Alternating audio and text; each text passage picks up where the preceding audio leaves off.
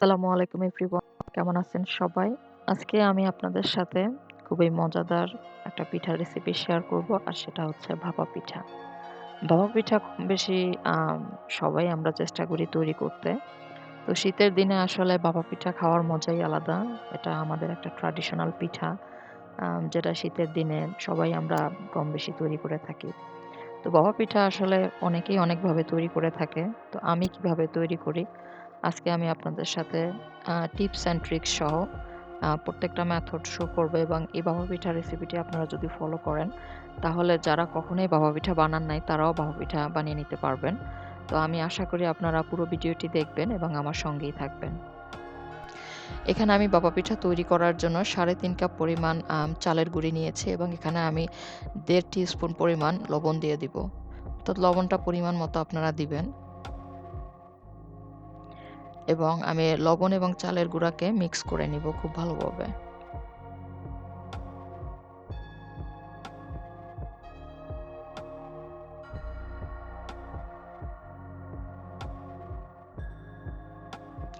এখানে আমি নরমাল যে ট্যাপের পানি অর্থাৎ ট্যাপ ওয়াটার নিয়েছি এবং এই যে চালটা আমরা ওয়াটার দিয়ে মিক্সিং করব, এটার উপরেই আসলে পুরা ভাপা পিঠাটা নির্ভর করে।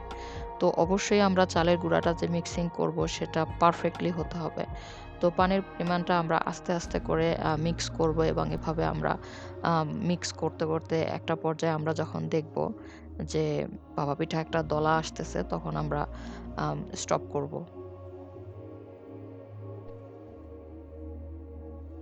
তো দেখুন আমি এভাবে মুট করার পরে যখন দেখবেন ইজিলি গুঁড়ো হয়ে যায়, তার মানে আমাদের চালের গুঁড়িটা এখনো রেডি হয় নাই। তো আমাদের আরো কিছু পরিমাণ পানি লাগবে। তো পানিটা অবশ্যই স্লোলি, স্লোলি দিয়ে এভাবে মিক্স করে, করে এড করতে হবে। বেশি পরিমাণ পানি কখনোই দিয়ে দিবেন না। তাহলে ভাপা পিঠার যে গুঁড়িটা সেটা কমপ্লিটলি স্পয়েল হয়ে যাবে।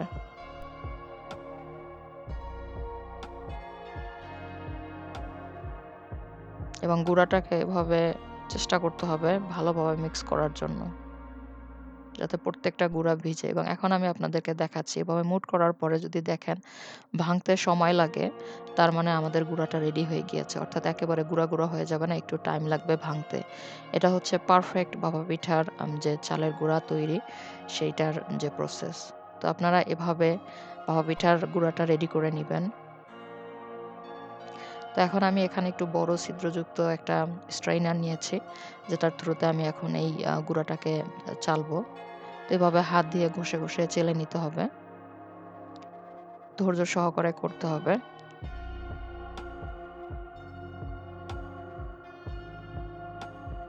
তো দেখুন আমি কিভাবে করতেছি। আপনারা চেষ্টা করবেন এভাবে করতে এবং একটু বড়, বেশি বড় না, আবার বেশি ছোটও না। একটু, একটু বড় ছিদ্রযুক্ত হলে ভালো হয় আরকি। গুঁড়াটা ইজিলি আসতে পারে।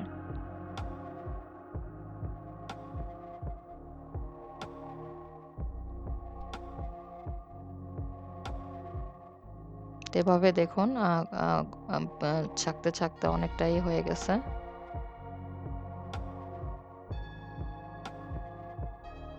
তো উপরে যেই দলাগুলা থাকবে সেগুলাকে আমরা আ শক্ত অংশগুলাকে আমরা ফেলে দিব লাস্টে।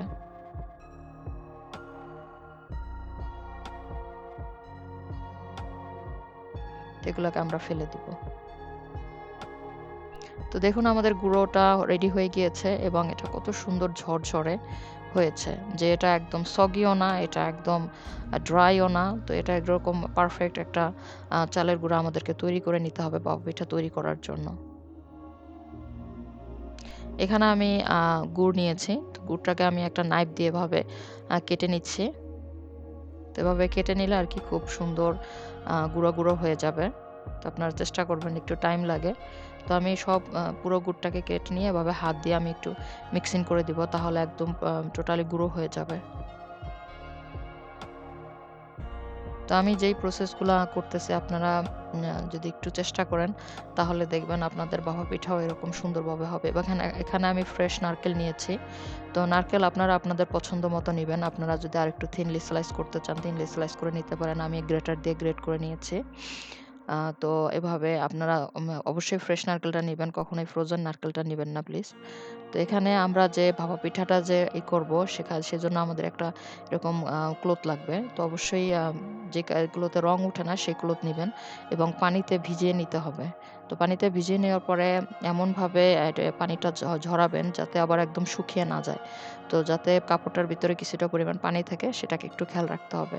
তো যখন আমরা ভাপা পিঠা তৈরি করব, প্রত্যেকটা ভাপা পিঠা তৈরি করার পরে আবার আমরা কাপড়টাকে ভিজিয়ে নিব। তাহলে কখনোই ভাপা পিঠা কাপড়ের মধ্যে লেগে থাকবে না। ইজিলি ভাপা পিঠা উঠে আসবে। এখন আমি ভাপা পিঠাকে অ্যাসেম্বল করব।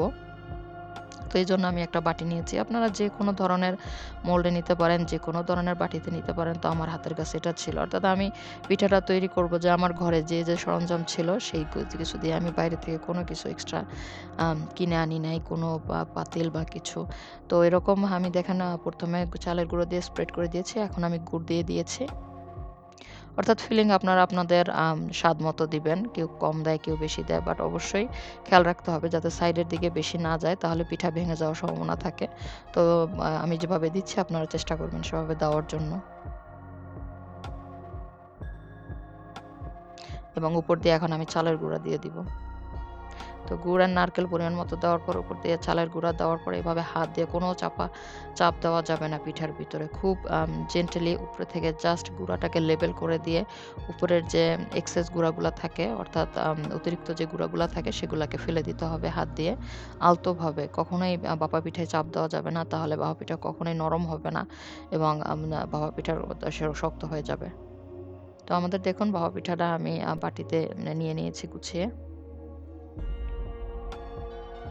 এখন আপনারা যদি চান এভাবে একটা চালনিতে করতে পারেন। তো আমার কাছের কাছে এই চালনিটা ছিল। এবং এরকম কোনো চালনি যদি আপনার ঘরে থাকে, অবশ্যই সেটা হিট প্রুফ হইতে হবে। অর্থাৎ যাতে চুলায় দিলে আবার গলে না যায়। তো এখন আমি এই কাপড়ের ভিতরে ভাপা পিঠাটাকে আম নিয়ে নিলাম এবং আমি এখন এই চালনির মধ্যে দিয়ে দিব। তো দেখুন আমি কিভাবে করতেছি। তো এরকম চালনিতে আসলে যে এরকম ভাপা পিঠা হয়, এটা আসলে একটা চমৎকার। তো আপনারা এভাবে তৈরি করে নিতে পারেন। ইজিলি আসলে ভাপা পিঠা কোনো কঠিন কিছু না। জাস্ট কিছু আম টেকনিক অবলম্বন করতে হয়। তাহলেই আপনারা ইজিলি এবং এভাবে একটু টাক দিয়ে তারপরে বাটিটা উঠিয়ে নিতে হবে ভেরি কেয়ারফুলি। তারপরে কাপড়টা মুড়িয়ে দিতে হবে পিঠার উপরে।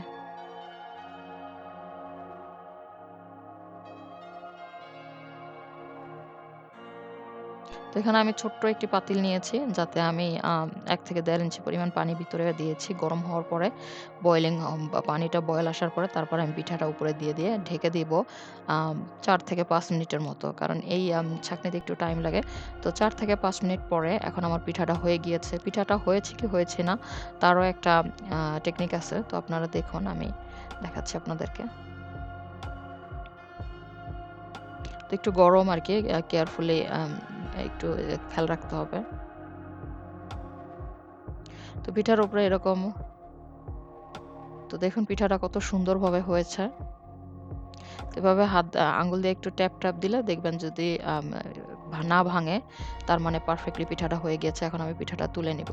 এবং প্রত্যেকবার যখন আপনারা কাপড়টা ওয়াশ করে দিবেন তখন দেখবেন যে পিঠা কত ইজিলি আ এ কাপড়টা উঠে আসে পিঠার উপরে থেকে। দেখুন কত সুন্দরভাবে পিঠাটা তৈরি হয়েছে এবং একটু কাপড়েও লেগে থাকে নাই। তো এভাবে আপনারা ইজিলি এরকম ছাঁকনিতে আসলে ভাপা পিঠা তৈরি করে নিতে পারেন। কোনো স্পেশাল কোনো পাতিল লাগবে না। তো আমি আরো একটি ভাপা পিঠা এখানে তৈরি করে নিলাম বাটিতে। তো আমি এভাবে যেভাবে করতেছি আপনারা অবশ্যই চেষ্টা করবেন উপর থেকে যাতে সুন্দরভাবে একটা লেভেল আপ হয়। এবং আমি এই পিঠাটাকে এরকম একটা স্ট্রেইনারে তৈরি করব। এই স্ট্রেইনারে পিঠা আসলেও অনেক সুন্দর হয়। তো আমি এই স্ট্রেইনারটা একটু বড়, বাট আমি চেষ্টা করেছি পিঠাটা তৈরি করার জন্য, বাট খুবই ভালো হয়েছে। তো আপনাদের বাড়িতে যদি এরকম স্ট্রেইনারও থাকে হিট প্রুফ, তাহলে আপনারা এই স্ট্রেইনারও তৈরি করতে পারেন। দেখুন আমি কতটুকু পরিমাণ পানি দিয়েছি পাতিলে। তো এখন আমি স্ট্রেইনারটা বসিয়ে দিব। এবং আমরা যে ভাপা পিঠার যে বাটিটা সেটা আমরা ইচ্ছা করলে এখনো তুলে নিতে পারি বা আগেও তুলে নিতে পারি। তো যেহেতু এটা একটু বড় ছিল পাত্রটা, স্ট্রেইনারটা, তো সেক্ষেত্রে আমি এখন এই বাটিটা তুলে নিব। ভেরি কেয়ারফুলি বাটিটা তুলতে হবে যাতে পিঠা ভেঙে না যায়। এবং এখন আমি কাপড়টা দিয়ে মুড়িয়ে দিব।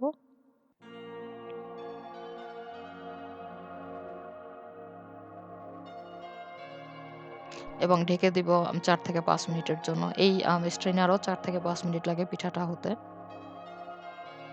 সো এই ছাঁকনিতেও ৪ থেকে ৫ মিনিট লাগে, স্ট্রেনারও ৪ থেকে ৫ মিনিট লাগে।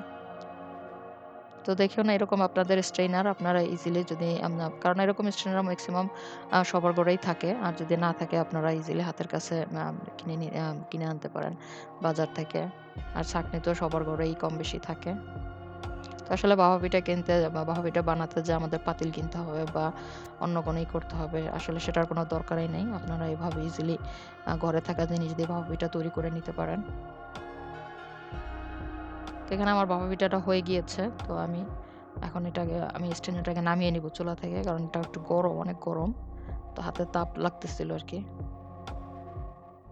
তো দেখুন কত সুন্দরভাবে ভাপা পিঠা হয়ে গিয়েছে।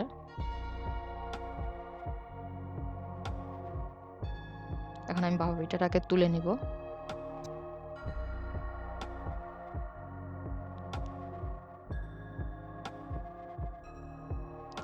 এভাবে আপনারা যত খুশি তত ভাপা পিঠা তৈরি করে নিতে পারবেন এবং আমার তো খুবই ভালো লেগেছে। আমি খুব এনজয় করেছি ভাপা পিঠা তৈরি করতে এবং প্রত্যেকটা পিঠা পারফেক্ট হয়েছে। কোনো একটা পিঠা ভাঙে নাই এবং অনেক সুস্বাদু হয়েছে। এত সফট। তো আমি আশা করি আমার আজকের এই ভাপা পিঠা রেসিপি আপনাদের ভালো লেগেছে। ভালো লাগলে আমার পাশে থাকবেন, আমাকে সাপোর্ট করবেন, আমাকে সাবস্ক্রাইব করে প্লিজ আমার পাশে থাকবেন এবং আমাকে জানাবেন আপনাদের আমার এই ভিডিওটি কেমন লেগেছে। আপনারা ভালো থাকবেন, সুস্থ থাকবেন। আসসালামু আলাইকুম।